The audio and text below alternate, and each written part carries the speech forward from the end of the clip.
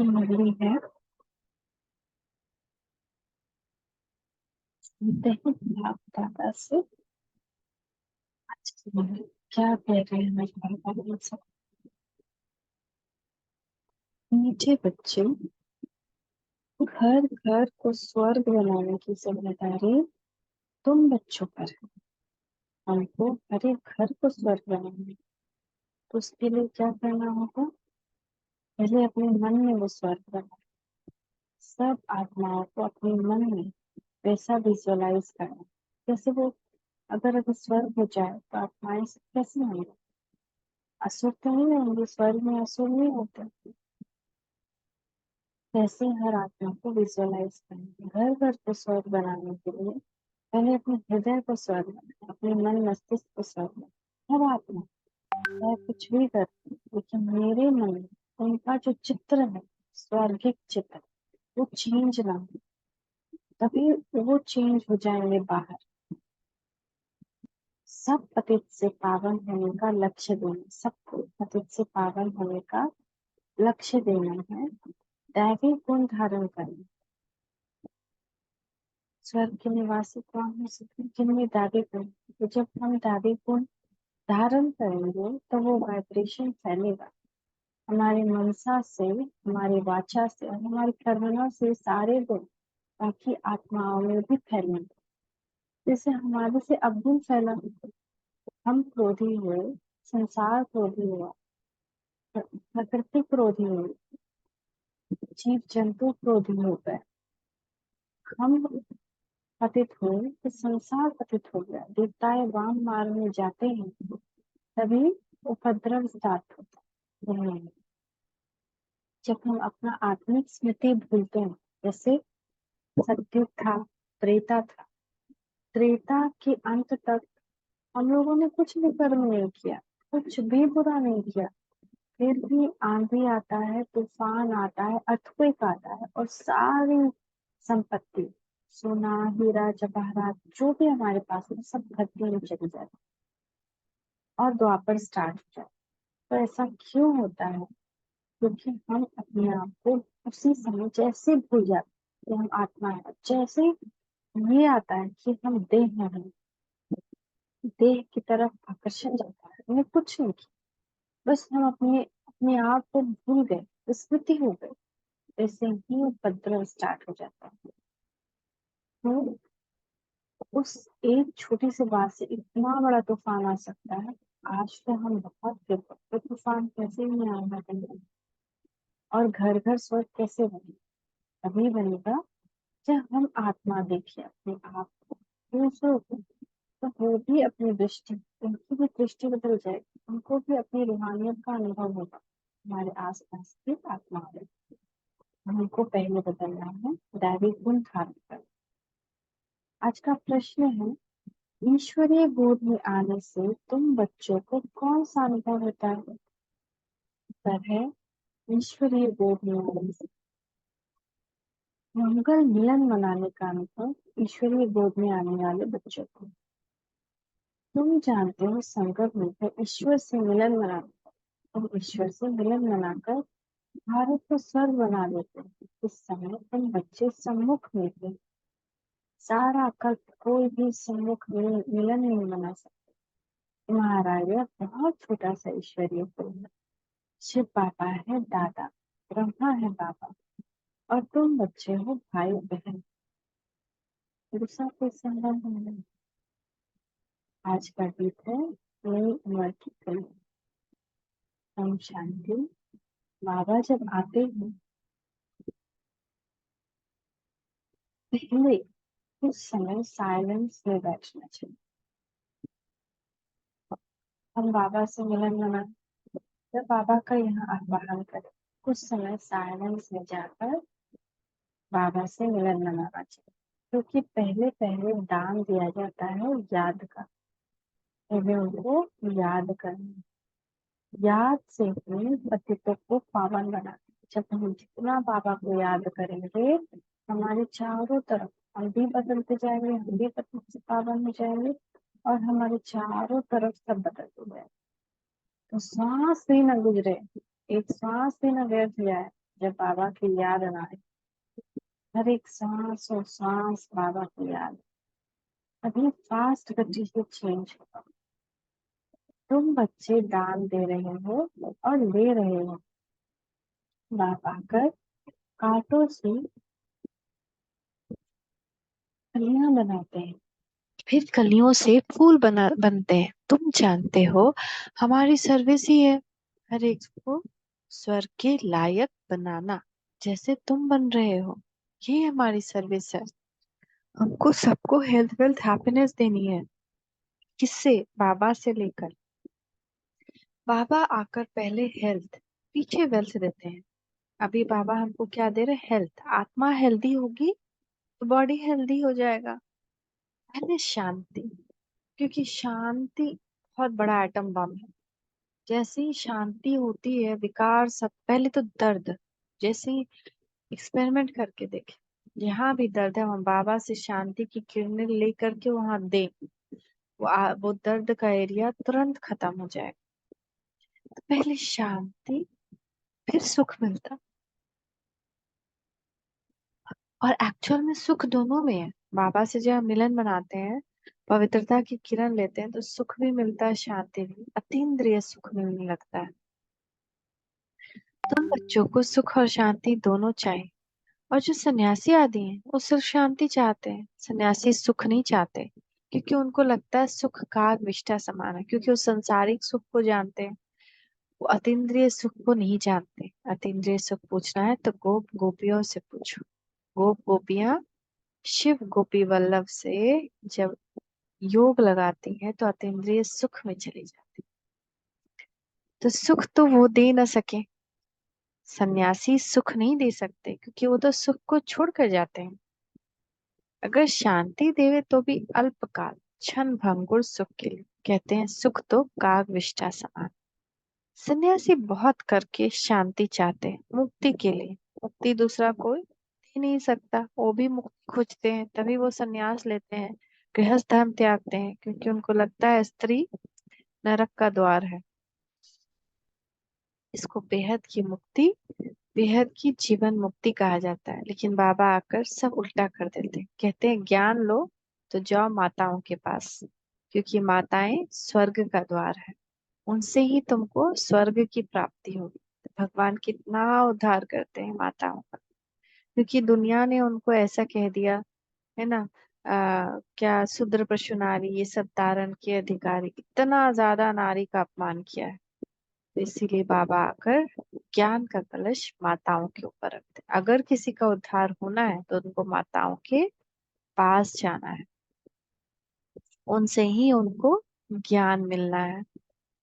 तो बाबा कहते हैं इसको बेहद की मुक्ति, बेहद की जीवन मुक्ति कहा जाता है। सो बेहद का बाप ही दे सकता है, कोई हमको और स्वर्ग लोक नहीं ले जा सकता, कोई हमको परम धाम नहीं ले जा सकता एक्सेप्ट बेहद के बाप शिव बाबा के अलावा। तुम जानते हो इस समय सब काटे हैं, सब काटे हैं, एक दूसरे को दुख देते रहते हैं, कुछ ना कुछ बोलते हैं, मन में ही बोलते हैं तो दुख पहुंचता है। अभी हम किसी आत्मा, कुछ नहीं हुआ है दो आत्मा के बीच, लेकिन हमको किसी के बारे में बुरा फील होता है, क्योंकि उससे हमको कुछ बुरा वाइब्रेशन मिला है। एक कहानी है ना कि एक राजा था, वो जब भी एक दुकान के सामने जाता था, लकड़ी का दुकान था, उसको बहुत क्रोध आता था। क्यों आता था उसको समझ में नहीं आता। तो एक दिन वो पता करने का कोशिश किया, तब उसको पता चला कि वो चंदन का लकड़ी जो बेचता था उसका लकड़ी ही नहीं बिकता था। लेकिन वो आदमी सोचता था कि किसी दिन राजा मरे तभी हम, मेरा ये लकड़ी बिके बिके। उसकी इस सोच की वजह से ही ये जो वाइब्रेशन था, उसकी वजह से राजा को क्रोध आता था। तो ऐसे ही हम भले किसी को बोल कुछ नहीं रहे हैं, लेकिन अपने मन में उनके लिए बहुत शिकायत है, अपने मन में उनके लिए बहुत सारे कंप्लेन्स, बहुत घृणा है, नफरत है, तो उनको हमारे साथ अच्छा नहीं लग सकता। उनको आते ही हमारे पास क्रोध आएगा, उनको आते ही हमारे पास लगेगा कि रिपल्शन होगा, अट्रैक्शन नहीं होगा। लेकिन हम मन में कुछ ना बोले किसी आत्मा से, लेकिन मन में उनको दुआएं दें, बहुत सारा आशीर्वाद दें, ब्लेसिंग्स दें, उनको सतयुगी देखें, तो उनको अपने आप ही लगेगा कि यहाँ आकर बैठे, यहाँ आकर शांति मिलता है, यहाँ आकर कुछ देर ठहरे, ऐसा उनको फील होगा। तो हम अभी क्या बन गए? कांटे। तो हम कैसे कांटे बन गए? क्योंकि हमारे चारों तरफ का वाइब्रेशन ही वो हो गया, हमने अपने आप को वैसा बना लिया। खाली कंप्लेंट्स, खाली कंप्लेंट्स। ऐसा कौन है घर का मेंबर जिसके लिए हमारे मन में कभी कंप्लेंट्स ना उठा हो? बिल्कुल कंप्लेंट्स। लेकिन हम दिन भर में कितना अपने फैमिली मेंबर्स के बारे में कुछ एक अच्छा गुण उसका सोचते हैं। किसी के एक का फैमिली मेंबर्स का गुण, हाँ इसमें ये गुण है, अरे वाह ये तो बहुत महान है, इसे हम कभी नहीं सोचते। तो कैसे आप हमारे फैमिली में वो प्यार आएगा, वो मधुरता आएगी? आ ही नहीं सकता जब तक हम चेंज ना हो। और यही चेंज बाबा हमसे करवाते। तुम बदलो तो संसार बदल जाए। तो बाबा हमको आकर कांटों से फूल बनाते हैं कि जब आएंगे कोई हमारे पास तो उनको खुशबू मिलेगी, उनको कुछ चुभेगा नहीं। बाबा कहते हैं सब एक दो को काम कटारे से मारते हैं ना। आज कितना ज्यादा ये है, कामनाएं हैं एक दूसरे से, वो भी काम कटारी है ना। पता उनको पता नहीं है कि काम कटारे को हिंसा कहा जाता है। तुम विकार में जाते हो तो आदि मध्य अंत एक दो को दुख देते हो। यह है दुख की दुनिया। सुख की दिन वो दुनिया स्वर्ग को कहा जाता है। जबकि नई सृष्टि, नया भारत है। भारतवासी जो देवी देवताओं के पुजारी हैं, जानते हैं कि इन देवताओं का राज्य था जिसको स्वर्ग कहा जाता है। यह भी महसूसता आती है। लक्ष्मी नारायण के मंदिर में जाकर उनकी महिमा गाते समझते हैं भारत के ये मालिक थे। भारत स्वर्ग था, यह भी महसूसता आती है। परंतु हवा के मुआफिक समझते हैं भारत में लक्ष्मी नारायण के इतने मंदिर बनाते हैं तो उन्हों की राजधानी थी। महाराजा महारानी कहा जाता, परंतु कब थे सब भूल गए। कितनी साधारण भूल, कोई जास्ती टाइम नहीं हुआ, 5,000 वर्ष की बात है। क्राइस्ट बुद्ध आदि को तो आए 2-2.5 हजार वर्ष हुए हैं। उनके लिए कहा जाता है री इनकारनेशन किया। यूं तो री इनकारनेशन हर एक करते हैं, आत्मा आकर प्रवेश करती है, इनको भी री इनकारनेट कहेंगे। परंतु पहले बड़ों का नाम गाया जाता है, कहा जाता है परम पिता परमात्मा री इनकारनेट करेंगे, मतलब अवतार लेंगे, तब आकर शरीर में प्रवेश करेंगे। री इनकारनेट का अर्थ यह है। तो जो बड़े नामी ग्रामी होते हैं उनके लिए कहा जाता है, जैसे बुद्ध का इनकारनेशन, क्राइस्ट का इनकारनेशन। बौद्ध और क्रिश्चियन का भारत से कनेक्शन देखने में आता है। गुरु नानक को 500 वर्ष के लगभग ही दिखाते हैं। उनका भी छोटा इनकारनेशन है, वह बड़े हैं। तो री इनकारनेशन सब करते हैं, परम पिता परमात्मा को बुलाते हैं, परंतु वह कब आएगा, कैसे आएगा, ये नहीं जानते। शरीर में तो जरूर आना होता है, परंतु जन्म न लेने के कारण उनको री इनकारनेशन कहा जाता है। छोटा बच्चा वो नहीं बनते, जन्म नहीं लेते। सबसे बड़ा इनकारनेशन परम पिता परमात्मा का कहेंगे। गाते हैं परमात्मा 24 अवतार लेते हैं। कह देते हैं पत्थर पत्थर में अवतार लिया, गिरते जाते हैं। जैसे भारत गिरता जाता है उनकी कथनी भी गिरती जाती है। बाप नई दुनिया का रचयिता है, सो जरूर नई और पुरानी के संगम पर आएंगे। उनका सबसे बड़ा इनकारनेशन कहेंगे। शिव का सबसे बड़ा रीइंकारनेशन है, परंतु मनुष्य समझते नहीं है, क्योंकि परमात्मा से बेमुख हुए हैं। निराकार से परिचित जरूर हैं, परंतु वह नहीं जानते कि परमात्मा कब आते हैं, क्या कर आकर करते हैं। ऐसे नहीं कि विष्णु का रीइंकारनेशन कहेंगे, देवी देवता धर्म का रीइंकारनेशन नहीं कहेंगे, देवी देवता धर्म की स्थापना कहेंगे। विष्णु अवतार का एक नाटक भी बनाते हैं। अब वास्तव में विष्णु अवतरण की तो बात ही नहीं। तुम अब विष्णु के कुल के बन रहे हो, ईश्वर का कुल है ना। यह शिव का बच्चा ब्रह्मा, ब्रह्मा के बच्चे तुम, इसको ईश्वरीय कुल कहा जाता है। परमपिता परमात्मा कहते हैं मैं आकर तुमको अपना बनाता हूँ, मैं आकर तुम बच्चों का बाप बनता हूँ। हूँ तो सबका बाप, परंतु अभी तुम ब्रह्मा द्वारा मेरे बने हो, इसलिए तुम मुझे दादा कहते हो। आत्माओं का बाप तो है ही, सब जानते हैं इस समय में आया हूँ, तुम ही अभी मिलते हो। बेहद के बाप से तब मिलते हो जब बाप जन्म देते हैं। अभी तुमको धर्म का बच्चा बनाया है ब्रह्मा द्वारा। विकार के तो बच्चे हो न सके। इतनी प्रजा है, भाई बहन कितने हैं, तो ये सब मुख वंशावली ठहरे ना।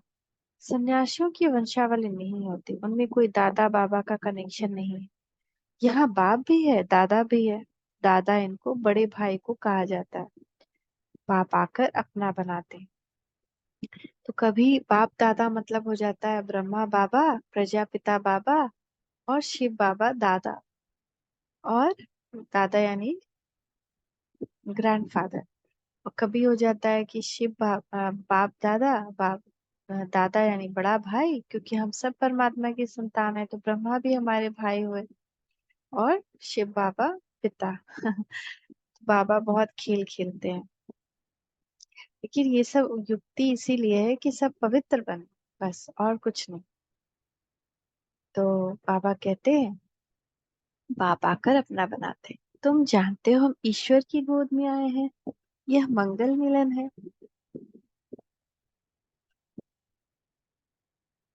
कलयुग का अंत और सतयुग की आदि, इसको ही संगम कहा जाता है। संगम में मिलन होता है, जैसे तीन नदियों का संगम है, उसमें क्या होता है, गुरु लोक और जिज्ञासु का मंगल मिलन होता है। तो वो हो गया जिस्मानी। काया भी हुआ है आत्मा और परमात्मा का मंगल मिलन। यह सबसे अच्छा है। आत्माएं मिलती हैं परम पिता परमात्मा से।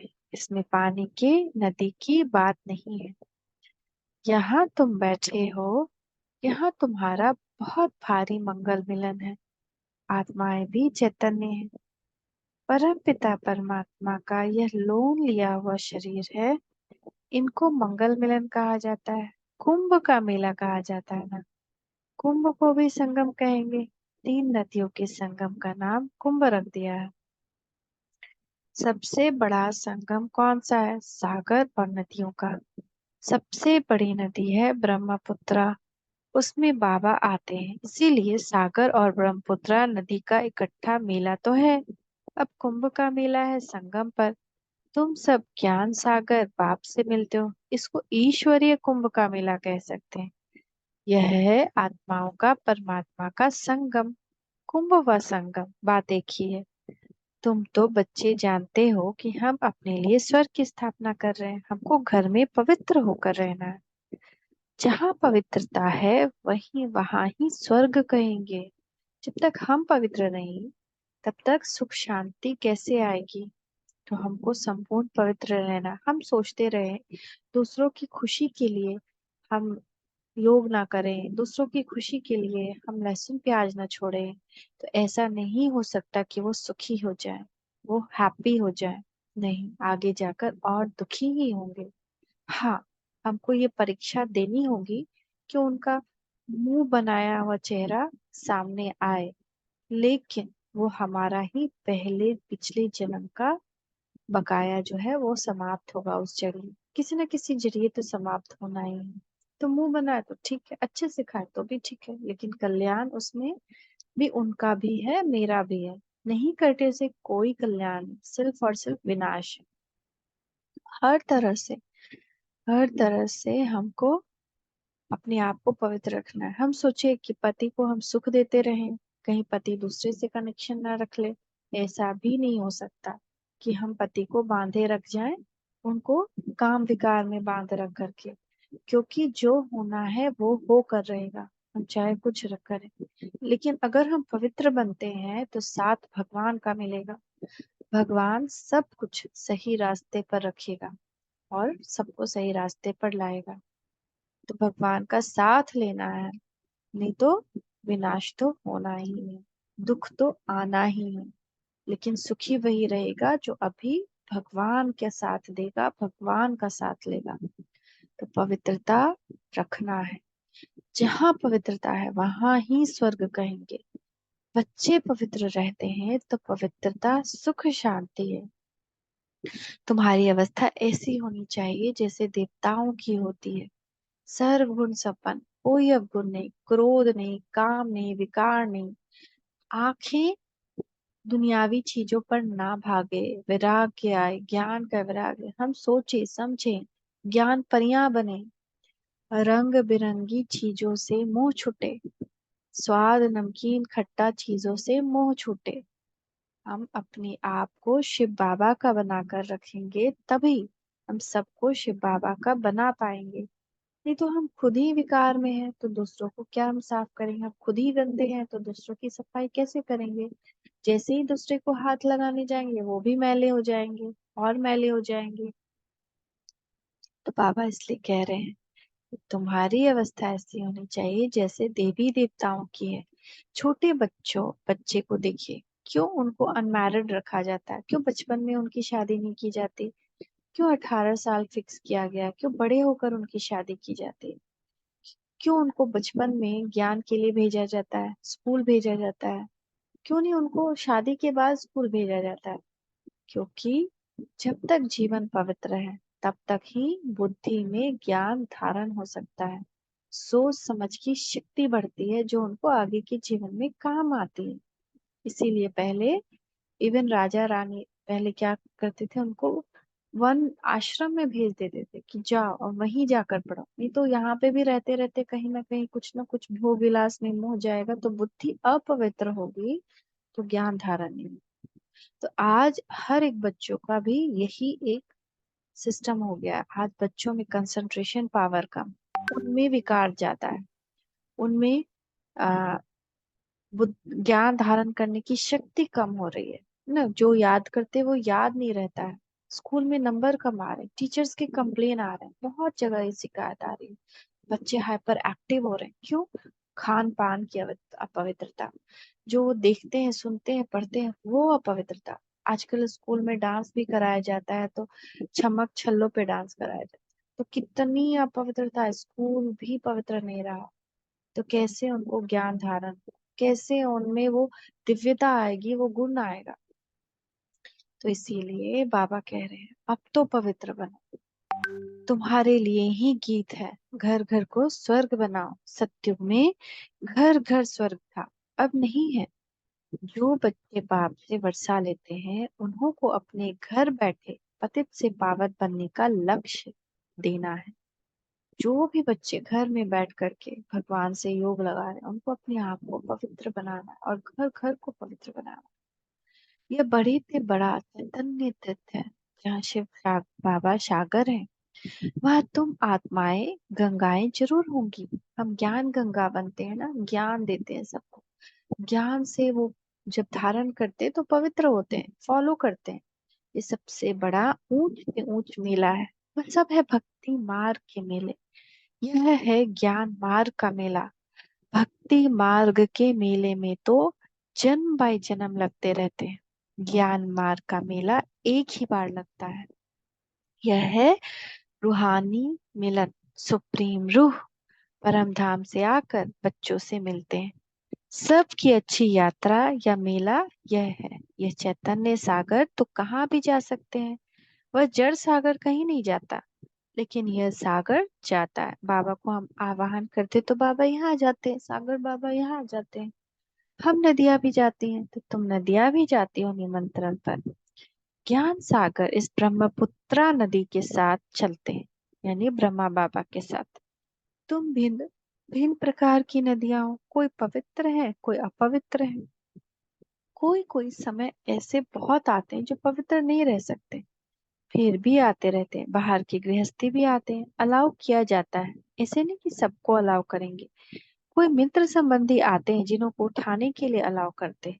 नहीं तो कायदे बहुत हैं। इंद्रप्रस्थ में कोई पतित आ न सके, कोई भी पंडा व सब्ज परी आदि को आदि कोई भी पतित के साथ में ले आ नहीं सकती। इसलिए बाबा कहते हैं खबरदार रहना।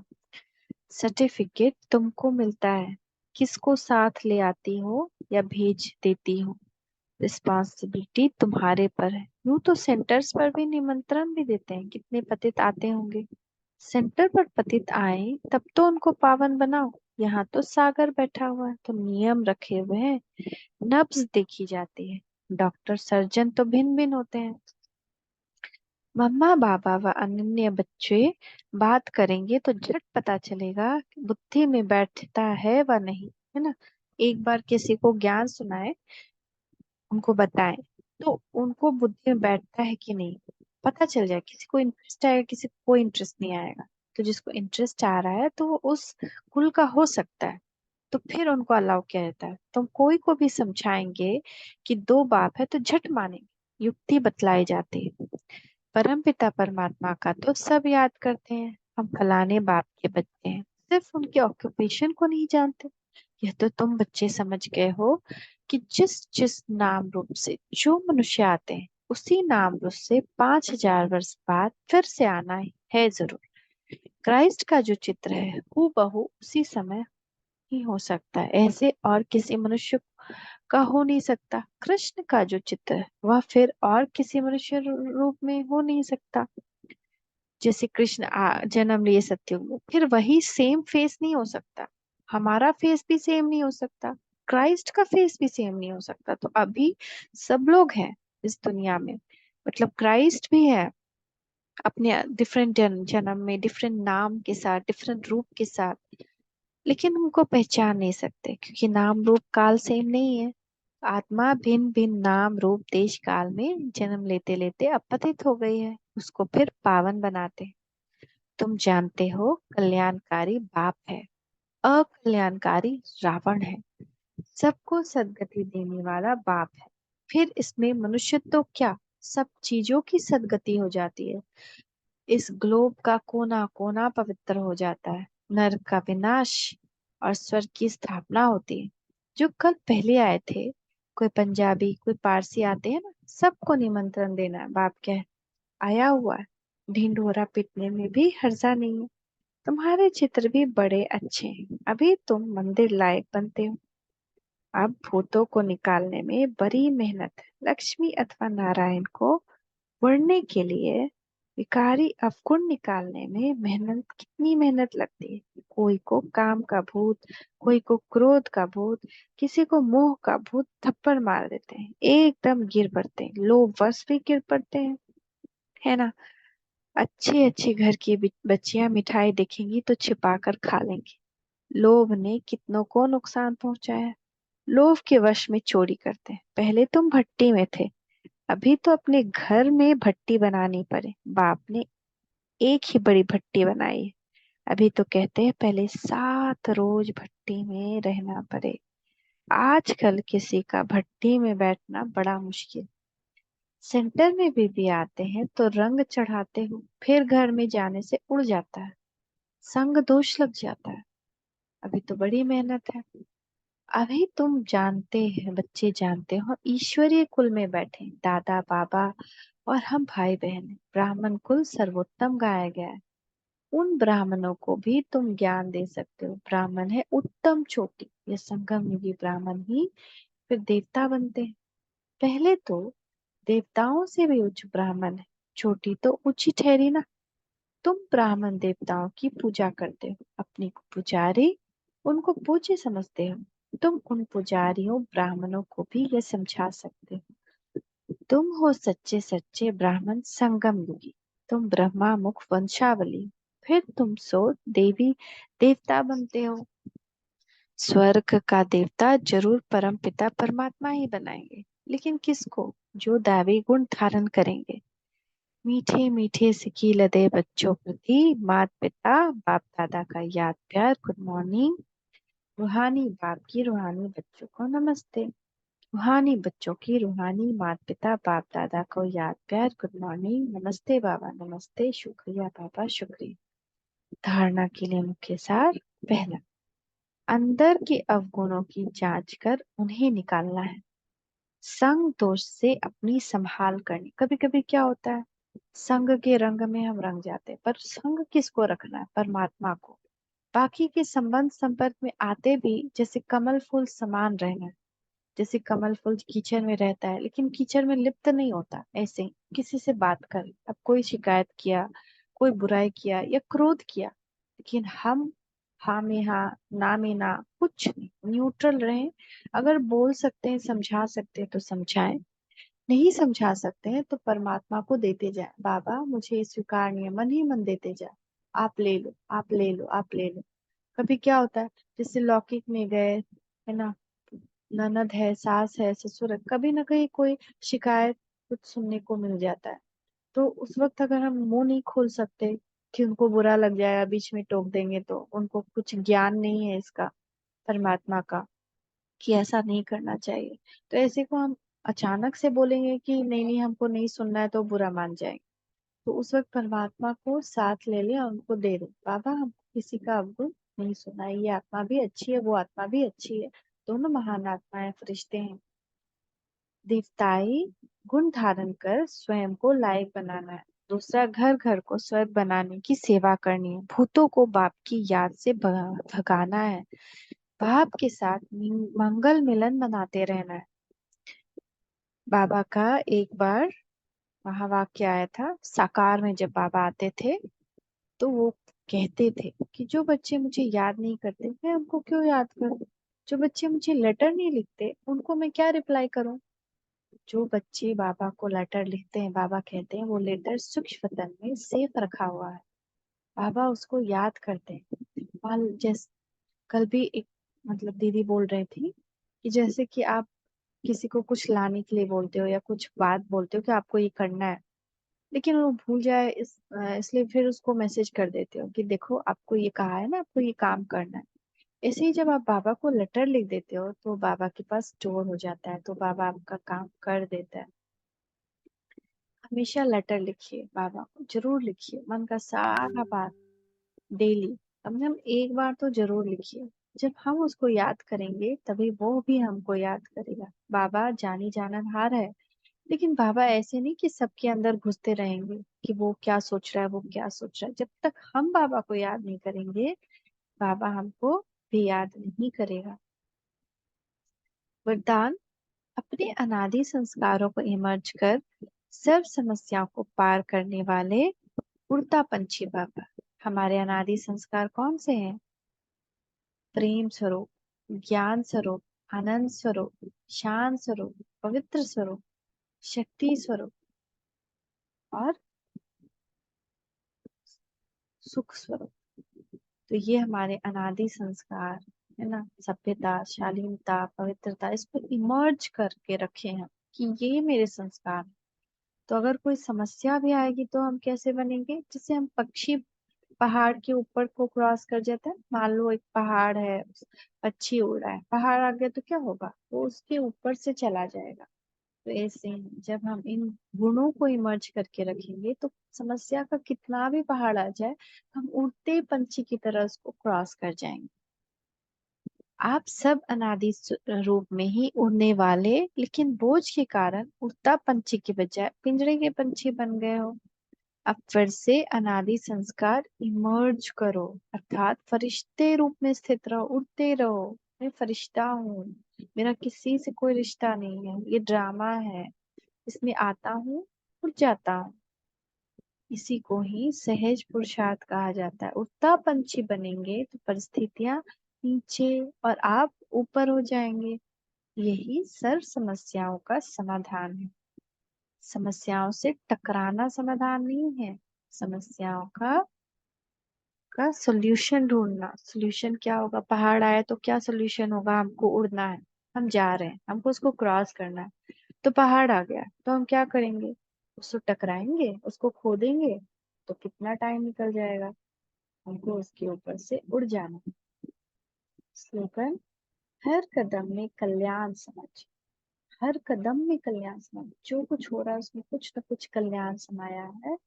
हर आत्मा को शांति की शक्ति का दान देना ही सच्ची सेवा है। कोई क्रोध कर रहा है, उसमें हम अपना कल्याण देखें कि मेरी सहनशीलता की शक्ति बढ़ रही है। अगर कोई क्रोध ही ना करे हम पर, तो हमको पता कैसे चलेगा कि हम कितने सहनशील हुए हैं। तो जैसे वो एक टेस्ट पेपर है कि हाँ देखो अब तुम्हारा सहनशीलता 10 में से 5 पहुंच गया है, अब तुम्हारा सहनशीलता 10 में से 8 पहुंच गया है, अब तुम्हारा सहनशीलता 10 में से 9 पहुंच गया। तो हम अपने आप को उस समय देखें कि मेरा लेवल क्या है टॉलरेंस का, उस वक्त हम कितने ऊपर उठे हैं। और उस आत्मा के लिए शांति का दान दें। यही सच्चा कर्तव्य, सच्ची सेवा। थैंक यू बाबा। देखिए मम्मी, गिर गया क्या? पापा नहीं है उसके।